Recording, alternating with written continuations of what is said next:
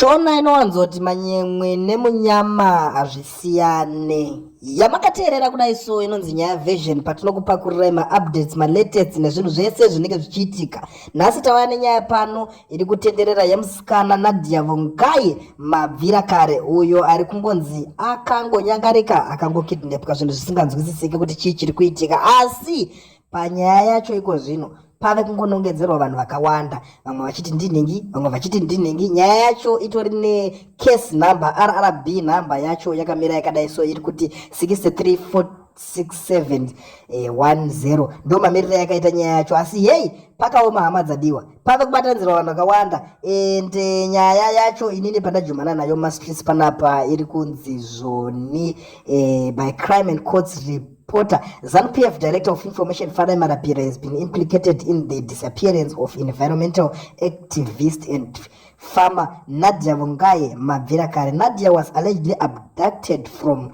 her home in Chitungwiza last Wednesday evening. A police report has been filed at Makoni Police Station under RRB number 6346710, but authorities have yet to make any progress in locating her. Reports suggest that Mabvirakare's disappearance is linked to a group of politically connected individuals, including Batsirai Joe Matiza, the son of the late Transport Minister Joe Bigi Matiza. Batsirai, a Zanu PF National Youth member for the environment, is accused of attempting to seize control of Mabvirakare's Murewa farming project. Mabvirakare, a key figure in Green Rebirth, an environmental advocates organization, was known for a resistant to legal land grabs disguised as developmental initiatives. After discovering Matiza's allegedly intention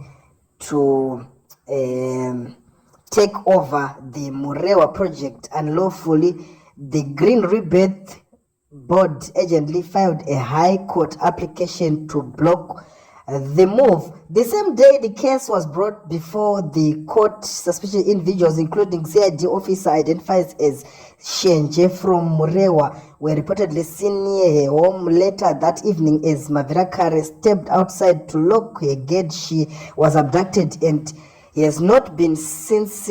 On X night, an user identified as African Pride accused Marapira and Matiza of being involved in Mabvirakare's disappearance. Ndo nyaya iripo yatiri kusangana nayo hama dzadiwa. Asi pano ndiri kuzonzwa pari kuzonzi Marapira however denied any wrongdoing, stating that his only role was introducing Mabvirakare to Matiza when she sought support. Ndo iye marambire ari kuzoita ari kuti akazongova introduce kana pa mazuva anzi aida support yekuti azoita zvake zvefarming.